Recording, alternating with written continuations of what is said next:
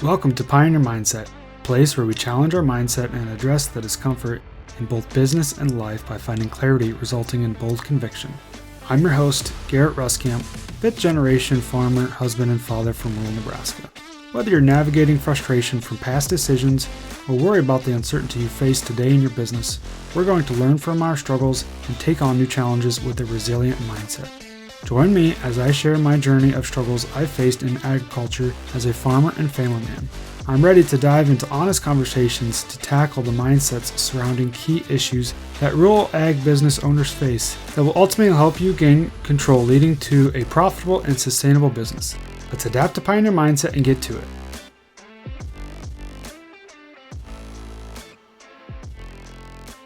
Welcome back, everyone. For this week's episode, I want to continue this conversation around grain marketing, or marketing our grain, marketing our commodity, whatever we're producing, ultimately trying to make the most money for what we've produced. Basically as farmers, ranchers, we're in the commodity production world, right? And so trying to take that into consideration and really dive back into this. Now, before we get started, this is not a guest episode this week. I don't mean to let you down, but this is just kind of me talking about our operation, how I make decisions, and ultimately how I think it's worked well for us and how we've been able to be profitable that way, and really just kind of dive into those day-to-day decisions when it comes to, marketing grain, and that could also fall into lines with marketing livestock as well. Like I said, this is not a guest episode. We did cover similar conversations a few weeks back on episodes number 61, that was, with Zane Abner from Trade-Offs. Really good episode there. We dive into some things as we get into the spring, as we get into the busy season. Lots of things to consider on the marketing side of things there that we talked about with him. Also had him on episode 30, which was way back in September. Good episodes to go listen to if you want to kind of get some outsider perspective on marketing grain, kind of the overview there on what they do. And Zane has a really good resources from Trade-Offs. So go listen to those episodes. Very, very valuable. But for today, for this week's episode, it's just me. It's just me talking about our operation and the different things that we're doing. Now, by the time you kind of hear this, we're going to be looking at roughly May 1st, or the first week in May, I should say. And a lot of things are going to be happening. No matter where you're at, it's busy season, right? We got a lot going on, whether you're in the field planting, maybe you're done, or maybe you're spraying, or maybe you're getting ready to hay, or you're busy in the feedlot and there's always lots of things to do there. Maybe you're running pairs out to grass. We're looking at May, you get into potentially even graduations, you get into Mother's Day. I want to make a comment here as we talk about this. Got Mother's Day coming up this weekend. Very thankful for my mother. She probably doesn't listen to this, but very thankful for all that she does for our family, for my family, and for watching the kids and helping us out in every regard there. So thank you very much. I strongly encourage you to go, text your mother, to call her, give her something, sure that you are thinking about her, appreciating her today. So need to throw that out there with Mother's Day coming up, as well as my wife is very thankful for all that she does for our kids as well. So now, as we kind of dive into this episode, it's really important to, with everything going on, to really make sure that we don't put the marketing on the back burner, to make sure we don't forget about this. And that's ultimately why I want to bring this up. Now, also, I want to ask, how important is the marketing to your operation? I think it's important as we dive into this because it's a conversation that keeps coming up. Well, there's a reason. There's a reason it keeps coming up, because really, marketing side of things is going to make or break you. And in most cases, farmers are really good at going out and farming. Ranchers are really good at ranching. They're really good at producing the commodity, at producing the crop, whatever that is, the livestock, whatever that is. Like I said, they're really good at that. Okay. Now, we can produce it, but now in order to make money off of our hard work and everything that we put into this, we need to sell it. And we need to sell it for, honestly, the best money that we can. We need to get our money back out, all the expenses that we put in this back out of that, so that way we continue to be profitable, you can continue to move on, and honestly survive in our operation. So as we get into kind of thinking about this, it's very important for us to remember that this is extremely important. This is something that we cannot get wrong, and this will literally make or break your operation if you're not careful, okay? So that's why I wanted to really highlight the importance of this, wherever you're at right now, wherever you're listening to this, whether it be in the tractor, whether it be in the truck, whether it be in the feed yard, whatever that is. Just remember, this is extremely important. So hear me out through as I talk about kind of how we do marketing on our operation, what's worked for us, and some different things like that. And ultimately take away what can work for you. And we'll kind of dive into that here in a second. But Basically what got me to think about this, how this could be a really important topic, is we were actually moving some corn lately. And I was just thinking about, well, how we go about making that decision, where we're going to take the corn, where we're going to sell it, when we're going to sell it, and kind of what we all need to do there. And that's really one of those, should be a pretty quick decision, because sometimes these things are quick decisions. All of a sudden, hey, this has changed here lately. What are we going to do? Are we going to do this? Are we going to sit on it? Or are we going to just step back? Or what's the overall thought process? And so kind of think about that as we're diving into this. What is your thought process? When you kind of go about some of those quicker decisions as we go to marketing the grain and whatever that looks like now. Now, some different things to consider. I'm going to dive into each of these, but basically we're going to be talking about, obviously the price, what are the logistics, the time, the cash flow, and even the storage.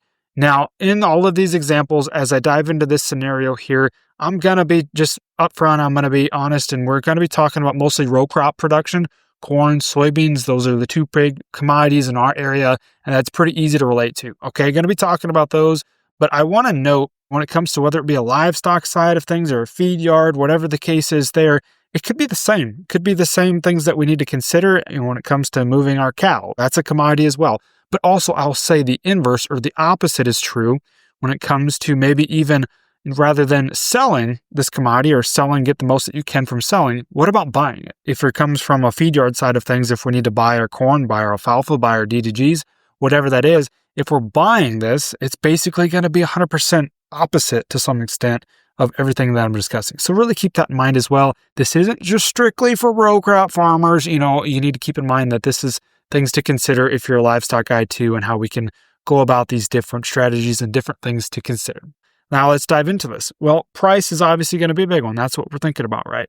So when it comes to price, so like I said, we just moved some corn here recently, and we actually went to a local elevator, or a local feed mill, that is. They're literally only 3 miles away. And so logistically, it's close. Price-wise, they're competitive. Now, our other alternative is maybe go a little bit further, go into town. We got another feed mill that's decently competitive, or you got a co-op, which is in town, roughly 5-6 miles away. Or I'd say the big other market for us is going to be a lot further away, which is a local ethanol plant, ADM. They're going to be about 40 miles away. And that's just one way. So we got a lot of time wrapped up into those. But the price at that ethanol plant, that end user, that's always going to be better. That's always going to be a really good price. Now, when it comes to price, a couple things to consider, and this might be basic knowledge, but it's also one thing to keep in mind. Now, all of your end users, all of your people that are buying corn, or your co-ops, your feed mills, your ethanol plant, they're all basing it off of the futures price. Now, the futures price is set by the Chicago Board of Trade, and now you need to pay attention to, what month are they actually bidding on. Sometimes they'll switch that from time to time. So at the time of this recording, we're talking about mid-April timeframe. And so they're bidding off of the May futures. That's the front month, okay? So now we know what the May futures board is, the futures board. And so we got that price established. Now the local or the cash price, the price that you get if you actually take it to that user and sell it, is going to be the difference, basically, is what we factor in the basis. The basis is the difference between your futures price and your cash price. And in most cases, it's a negative number. It's say minus 10, minus 20 cents, minus 30 cents, whatever that is. Now you get into really good markets. We've had them in the past where you get a positive basis. They need that corn. They're wanting it. They need it for whatever reason. So all of a sudden now we got a positive basis of 10, 15, 20 cents. So a lot of things to consider there. The basis is going to be that difference. Now, and I'll kind of hit into this in a little bit, but for us, there's many different strategies when it comes to, say, pricing. You can use futures, options, hedge to arrives, cash. And I'm kind of jumping the gun here a little bit, but when it comes to us, a lot of times we're working with the marketing advisor, Zane, like I mentioned in previous episodes. So we've got most of our futures already set, or we've got some options. We've got something in place. So I don't necessarily care to some extent about that futures price. The big thing that I want to pay attention to is the basis, right? Is that changing? Is that going positive? Is that negative? Is it improving? Are we getting basis appreciation? And that's the big thing to really consider here, especially as you're listening to this. You're getting busy. All the other farmers are getting busy. All the people that would be hauling grain in to the local end user, they're not going to be doing that as much, because they're busy out in the field, planting, spraying, whatever that is, right? So generally, you might see a little bit of a basis appreciation. That might get a little bit better. Not always the case, but something to really consider there. Something that we've seen in the past when farmers are busy, This time of year, especially getting into planting season, they're not going to have time. So you might see that basis appreciation. So that's something to really keep in mind. So what is that basis actually doing? That's the big kind of player for us. Now back to, like I said, we hauled this locally. We hauled to a local plant or a local feed mill that was about 3 miles away. Their basis was roughly 11, 12, 13 cents difference from that end user, from that ethanol plant that was 40 miles away. So now you factor in, okay, what are the logistics? For us, we just hauled 7 loads within about a day's time frame. That's pretty lickety split, pretty quick turnarounds, right? And so it's a lot easier for us to haul that when we're busy to somebody local and close. So we are very fortunate that this feed mill bids pretty competitive compared to, say, that end user ADM down there 40 miles away, okay? And so lots of things to consider there when it comes to that basis or that price or that difference. And so, you got to factor in, yes, it's going to be a higher price if I go to that ethanol plant, but you got to factor in your cost of trucking or your time or whatever that is to actually get that down there. Maybe the wear and tear on your equipment, or if you got to pay somebody to truck it if you're not trucking it yourself. So usually I'd say a lot of times the difference from, say, like a local bid to maybe like that end user ADM, or the difference is going to be probably the difference in the trucking. If you can get something better, well, then that makes it more attractive to keep it local, to keep it close. And that's exactly what we did. But that's when it comes to logistics, we also need to factor in kind of going to the time side of things, right? So time management. So right now, we're kind of crunched on time. We got some other things going on, but that might be something to consider too, as we get into May. By the time you're hearing this, lots of things going on. Like I mentioned before, we got everything out in the fields. Mother's Day, graduations, we got lots of things happening, right? We don't have time to sit in the truck and go sell our grain. We'll save that for another day, for a rainy day, or maybe we've already moved most of our grain back in, the winter months.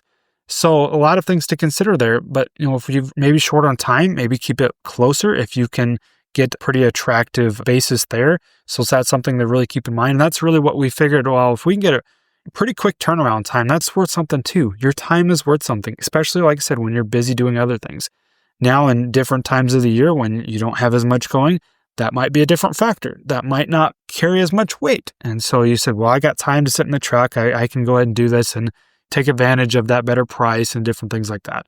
Now, the other thing that I want to consider here, I think it's worth noting, is like that end user, ADM in this case, they do actually have some different programs out there for, I want to say, like cover crop programs or emission programs or carbon programs. There's a lot of things going on right now, so it's worth at least looking into what they actually are, what maybe additional premium you can gain from something like that. Maybe it's 4 cents, maybe it's 5, 6, 7 cents. Just be mindful of that, and be mindful that those options are out there, and that, hey, okay, I've went through the work and I can get an extra 5 cents if I take it to that end user. So really my difference between, say, that end user ADM versus our local feed mill before, maybe it was 11 cents before. Well, now maybe it's actually 16 cents. Okay. So all of a sudden now, hey, we're getting a little bit closer to that price of trucking. Maybe it's actually worth taking it down then. Okay. But now we come down to the factor of time. What does your time look like? So lots of things to really factor in there, and the price, logistics, and time are really big ones that all of a sudden, when it comes this up, when the grain market advisor comes up or that text message comes in with the local bids and basis and all that stuff, and you're saying, wow, this is really improved. These are things that just all of a sudden in a lick of time, lickety split, you need to be making that decision, run it through your head. Is this worth going after? Is this something that I want to do? Or what are we actually going to be doing here? So those are kind of the three. Now we're going to go into like the cash flow and even storage needs. And now those are big ones to consider, probably more in advance. Those are things that we need to really keep in mind ahead of time. Not necessarily a last minute decision. It's one of those things that we need to decide and try to plan ahead of time, so that way we can market our grain as best as we can to match our cash flow needs. And in most cases, here in Nebraska anyways, we got property taxes coming up here May 1st. Okay, so a lot of people need to be, at least rent needs to be paid prior to then, or at least property taxes need to be paid. So between March, April, May, that's generally when a lot of rents are taken care of. So you're probably going to need that cash prior to that, which means you need to be thinking ahead of time, at least 30 days ahead of time. If I need to have this by May 1st, well, I probably need to be moving it maybe back in April, or even probably back in March if we're being realistic. So we can plan ahead of time. And just that ultimately comes down to managing that cash flow as best as you can. being more proactive versus reactive. That's a big one I want to always hit on there. Always going to come back to that because at the end of the day, that's what we're trying to do, right? Now, last one here is storage. Now, this is probably a conversation, like I said, you're not going to be having now, but maybe throughout the summer as you're thinking about your storage needs into next year's crop or what that actually looks like, or come into fall time. Touched on some of these different things back with this episode number 30 with Zane when we talked with him in September prior to last year's harvest in 2024. So really good conversation there. But the storage need is, okay, what are your storage needs ultimately? Or in this case, a lot of times I'm talking about the grain that you have stored. Maybe you've got it in the storage in town at co-op, or, a lot of things to consider there. So you're not constantly paying storage all of these months. All right. So lots of things to really factor in there and really to keep in mind as we go about making these decisions.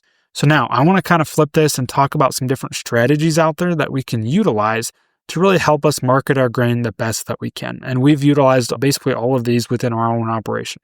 So now we're going to basically be talking about futures, options, hedge to arrives, and cash. Those I'd say are kind of the four main strategies out there for marketing grain. So I'm going to give a pretty big overview here. I'm not going to dive too big into the weeds, but I think it's good to remember that those different strategies are out there and what are kind of the advantages, disadvantages, and really go through that. Because like I said, trying to hit on the importance here, this is a make or break situation in your operation. We really need to be acknowledging what are the different options out there and really think about through what's going to work best for you. Okay, let's start with futures. Futures is pretty common. Like I said, that's using the Chicago Board of Trade, creating a futures account for trading. And basically, all of a sudden, you see a price that you like, and you can lock that in, and you can basically set your futures price. Now, what's going to happen from there on? Well, let's just use easy math. Say it's $5, right? Well, if the price goes up and you bought a futures contract, you're actually going to have to pay. But basically, the reason that is, you're going to have to pay in your margin. If the price goes up to, say, $5.50, you have to pay 50 cents worth of margin. At the end of the day, $5 is your price.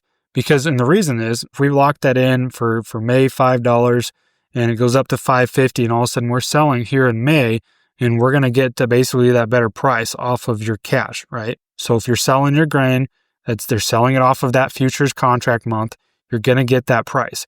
So basically you have to pay in. So at the end of the day, yes, you have to pay in, you got margin coming out of your account. So that's one thing to really keep in mind, but you're going to be locking in that price. Futures definitely has a place. A lot of people get concerned about the margin, right? A lot of people get concerned if that price goes up. At the end of the day, the nice thing about futures is, okay, we've done our homework. We know what our cash flow needs are. We know what our break even is. We know what our cost of production is. We know that at $5, we can make money. So you have that opportunity out there, that tool that we can definitely use to say, hey, I'm going to take some risk off the table and I'm going to go ahead and lock this in and I'm going to get this out of the way. And so we know exactly what that is. And it's kind of a nice way to take some of that emotion out. Like I said, some people, it's not for everybody because you do have that margin call. You do have those different things that could be coming out of your account. The same is true if it goes the other way, right? If we go down to $4.50, you're going to be collecting that 50 cents. That's basically the difference there when you're buying that futures option or if you're buying that futures contract. Now, stepping ahead, like I just mentioned before, there are options, futures and options. Options, you got puts and calls. Now, basically the thing I want to hit there when it comes to puts and calls is there's basically giving you options, right? Gives you option, gives you flexibility, gives you some different to say, hey, I want to put at least some protection on. We're going to buy a put at $5. It's going to cost X amount of money to buy that, and that's going to protect my downside. But I still have upside risk, all right? The call could be basically the same thing. You can buy and sell calls, and you can buy and sell puts. And so those get really confusing. So I'm going to basically be surface level there, but just want you to know that those strategies are out there. Those would be ones that you might want to consider using, say like a marketing advisor, somebody that's used those before, because you got to be very careful with that. There's a lot of things to consider there when it comes to your intrinsic value, your time value, and your different months that you're putting these on, and the different costs that they incur. And so a lot of things to consider there from an option standpoint, but they're an option. They provide flexibility. There's a reason for them. They have a place. Okay.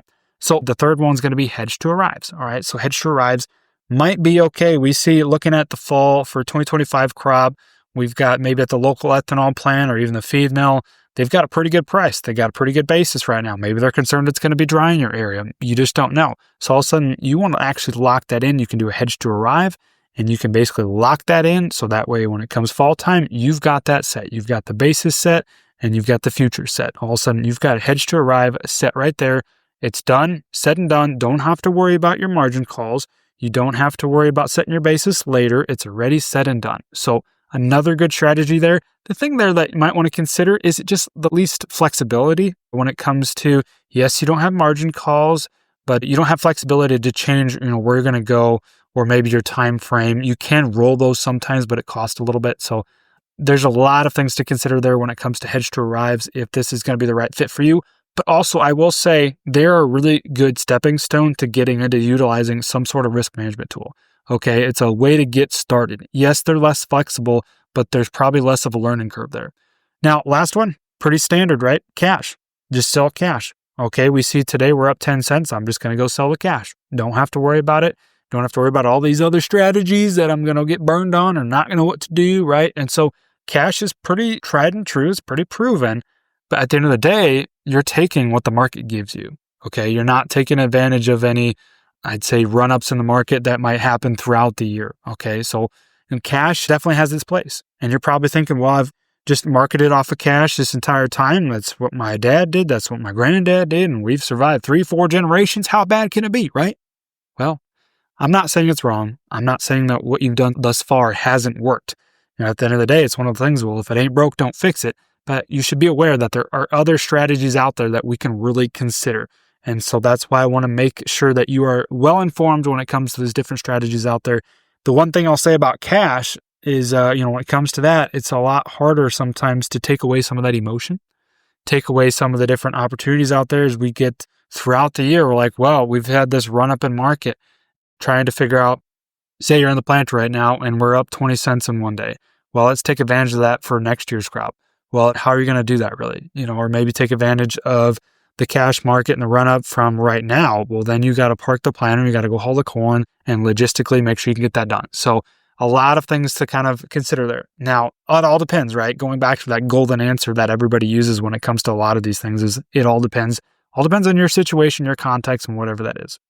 All right. Now, let's keep moving here. I want you to consider right now, how do you currently market? Everything that I've talked about in the past, futures, options, hedge to arrive, cash. What do you do right now?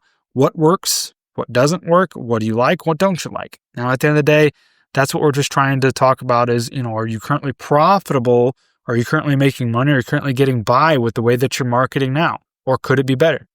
Could you make more money if you've, spend more time doing this? Maybe have somebody help you or just, really focus on this.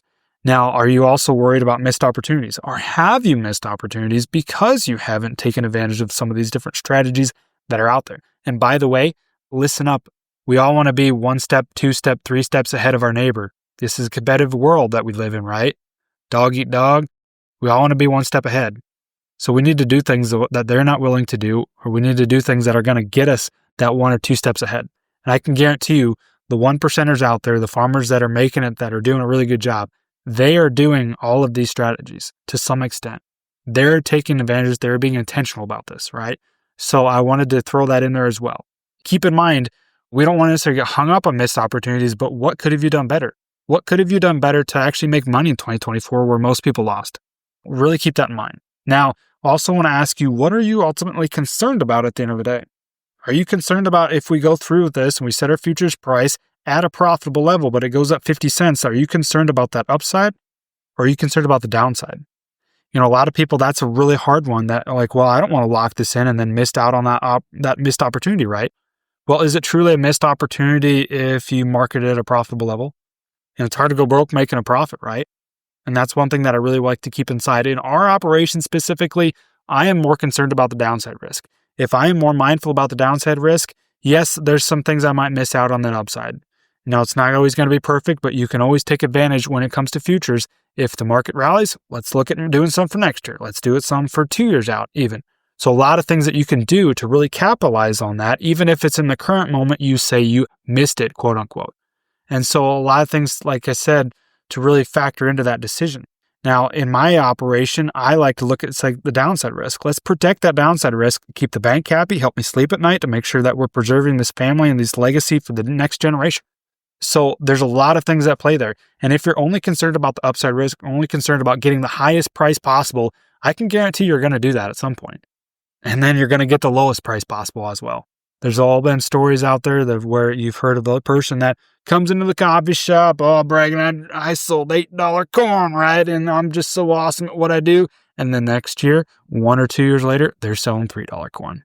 Or maybe 2 or 3 years later, they're having a farm sale because they held on to it too tight, because they got emotional, because they didn't just take advantage of some of these opportunities. They didn't have somebody to help them.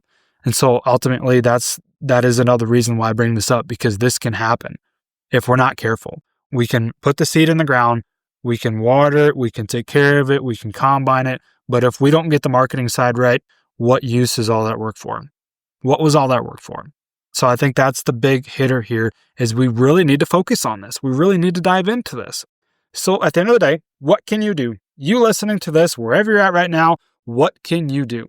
So in really no particular order here, there's kind of some different things that I think can be some really good actionable steps to take. So first off, this is obviously called pioneer mindset for a reason, right? Let's challenge your current way of thinking. Challenge the way that you're currently doing things and the actions that you're taking.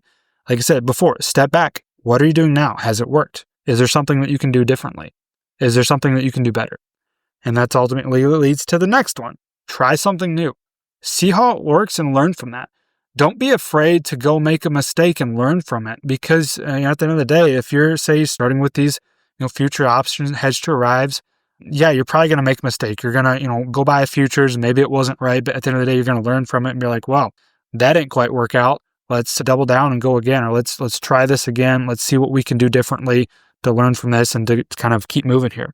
See what works and learn from it. The next one is going to be, if you're not comfortable or really don't have the time to do this, to maybe focus on some of these different things, maybe you need to look at getting some help. Because like I said before, this is important. This is extremely important if you want to continue to farm, if you want to continue to preserve your family's legacy, move it and pass it on to the next generation.